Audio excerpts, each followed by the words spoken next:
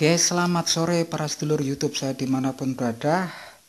Ketemu lagi dengan saya Agung. Kebetulan di sore hari ini jalan-jalan ya, mau halal bihalal ke tempat teman di pedesaan Cianjur.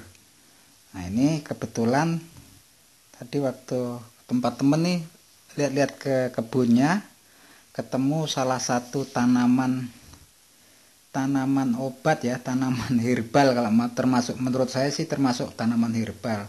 Jadi yang di dalam video ini adalah talas hitam ya. Talas ini sendiri nama latinnya adalah Colocasia esculenta. Nah ini adalah tanaman tropis yang banyak hidup di Asia Tenggara ya.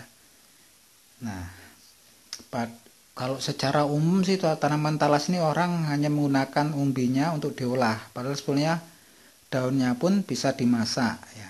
Daun talas ini berbentuk kayak hati, berwarna hijau tua dan memiliki nilai gizi yang tinggi. Nah, dari hasil penelitian tuh kalau setiap 100 gram daun talas mentah mengandung 85,66 gram air dan 42 kilokalori atau energi ya. Jadi kalau untuk orang lokal sendiri, saya sih sempat tanya-tanya kenapa sih ditanam ini talas ini, alasannya kenapa, apakah diambil umbinya atau kasak untuk disayur. Ternyata kalau untuk orang lokal itu mitosnya tanaman talas hitam ini digunakan untuk mengobati korban santet atau guna-guna ya. Mungkin lucu lah ya, terserah itu ya, itu mitos. Mungkin ada yang percaya ataukah ada yang tidak. Yang jelas kalau yang menyembuhkan penyakit guna-guna ataupun teluh ataupun sihir, itu kalau menurut saya sih tetap kembalinya kita memohon kepada Allah Subhanahu wa Ta'ala ya. Cuman ini mitos yang berkembang di masyarakat ya, mitos yang berkembang di masyarakat bahwa tanaman talas ini tadi di masyarakat digunakan untuk mengobati orang yang terkena guna-guna. Nah kalau orang Jawa kan seperti daun kelor ya.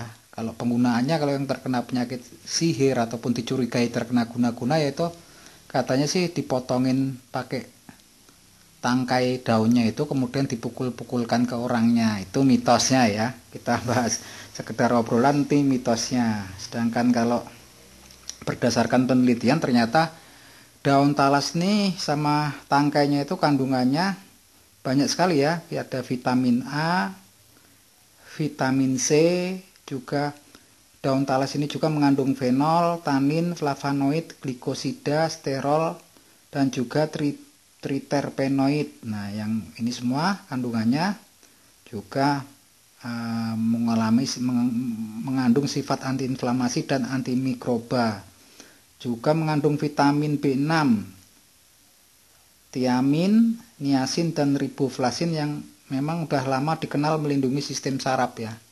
Jadi banyak sekali ternyata apa kandungan nilai nutrisinya ya dari daun talas ini sendiri, dimana kalau masyarakat kita lebih banyak memanfaatkannya umbinya ya. Umbinya kan isinya cuma karbohidrat sama vitamin B1 ya, untuk energi aja. Jadi kalaupun beberapa orang menggunakan daun sama tangkainya untuk memasak, teman saat ini jarang. Kalau saya sendiri dulu sering konsumsi itu di waktu saya tinggal di Lampung. Tapi memang kadang-kadang kalau yang nggak cocok nanti gatal di mulut sama di leher. Nah untuk ngatasi itu biasanya langsung dijemur dulu ya. Dipotong-potong daun sama tangkainya itu dijemur sampai layu. Nah itu kalau udah dimasak nanti nggak gatal lagi. Mungkin semacam kandungan getahnya lah, kalau udah kena panas tuh rusak. Seperti pada daun singkong sendiri kan kalau terkena panas itu dikeringkan, sianidanya juga rakit rantai karbonnya rusak, dikasihin kambing lagi nggak apa-apa. Itu mungkin seperti itu kurang lebihnya. Yang jelas selain vitamin A, vitamin C, serta vitamin B, serta kandungan kimia yang lain, juga yang nggak kalah pentingnya adalah kandungan serat ya. Seratnya itu tinggi banget. Jadi kalau untuk orang-orang yang mengalami sembelit, gangguan untuk buang air besar, mungkin ada baiknya untuk mencoba memasak itu batang, tangkai, dan daun talas. Nah secara tradisional kalau di sini kan udah sering dipakai untuk membuat botok kalau di Jawa sana daunnya itu. Botok itu ya semacam teri yang dicampur dengan kelapa, dimasak, kemudian dibungkus pakai buntel atau pakai daun talas, itu kemudian dikukus. Kalau di kampung saya waktu di Lampung itu diambil tangkai, makanya itu potong-potong dimasak dengan sayur santan tuh enak banget, lezat sekali itu.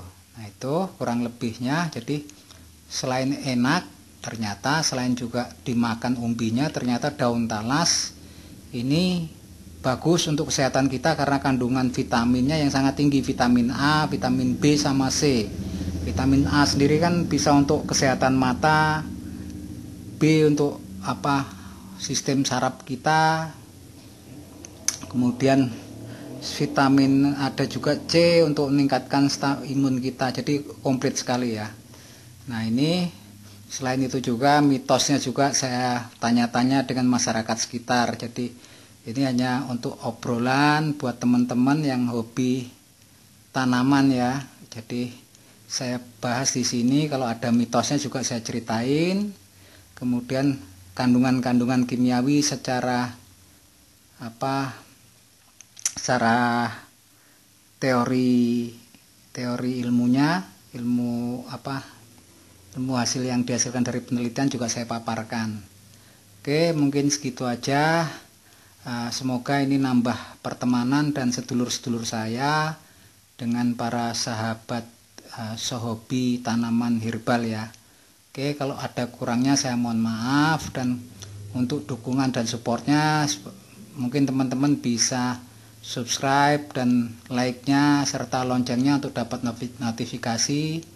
Semoga tambah sedulur dan teman saya di dunia per-YouTubean ini. Oke, salam terakhir kata, matur nuwun, salam seduluran dari saya Agung Wijanarko dari Kota Cianjur, Jawa Barat. Sekali lagi hatur nuwun.